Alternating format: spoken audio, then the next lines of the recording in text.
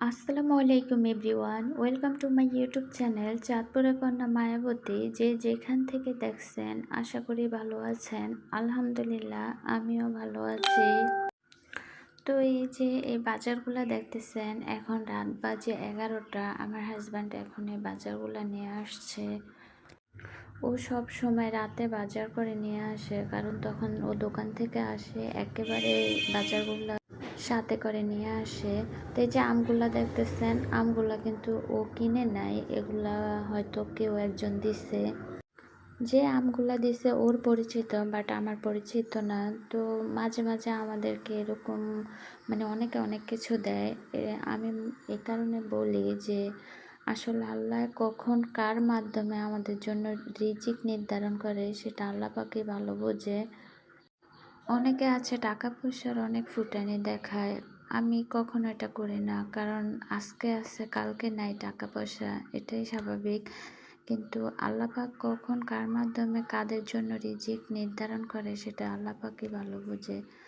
তো সেই হিসাবে রিজিকের উপর তার মানুষের হাত নাই, সেটা আল্লাহ পাকই নির্ধারণ করে দেয়।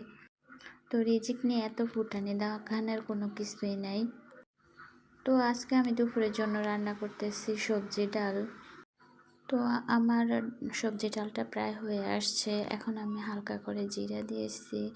আসলে না, আমি সব তরকারিতে জিরা খাই। অনেক সময় দেখা গেছে আপনাদেরকে দেখাই না, কারণ আমি যখন রান্না করি তখন আমি হাত দিয়ে ভিডিও করি, মোবাইলটা আমার হাতে ধরানো থাকে, তো অনেক কিছু আমি স্কিপ করে যাই, কারণ আপনাদের দেখাইতে পারি না। আর সব সময় ভিডিও করে দেওয়ার মানুষও থাকে না। যখন আমার বড় মেয়ে স্কুলে থাকে তখন আমি কোনো কিছু ভিডিও করতে পারি না, বা আশেপাশে যদি কেউ না থাকে তাহলেও আমি করতে পারি না। তো এই কারণে অনেক কিছু আপনাদের সাথে শেয়ার করা হয় না। আমি যে কোনো তরকারির সাথে জিরা খাই। এখন আমি দুই চুলায় দুইটা তরকারি বসাইতেছি, তার উপরে আমি ভিডিও করতেছি, তারপরে আবার লজিমা অ্যাড করতেছি। তো কত টাফ হচ্ছে, আমার অনেক কষ্ট হয়। তো মাঝে মাঝে এ কারণে ভাবি যে ভিডিও করে ছেড়ে দিব, তারপরে আবার শখের বশে করি, এটাই স্বাভাবিক।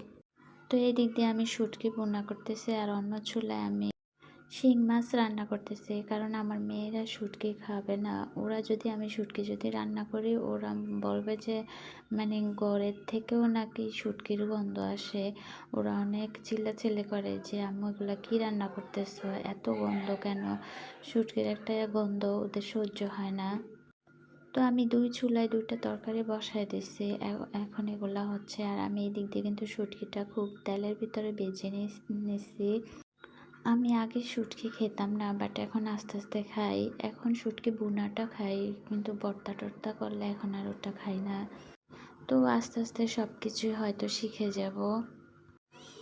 আমার শিং মাছের তরকারিটা কিন্তু হয়ে গেছে।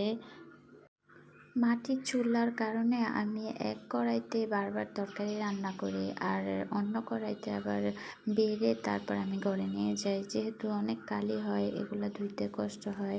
এই কারণে আমি সবসময় একটা কড়াইতে রান্না করি, তারপর আবার পরিষ্কার কড়াইতে রান্না শেষ হলে নিয়ে যাই ঘরে, কারণ কালি এগুলো তো আর ঘরে নেওয়া যায় না।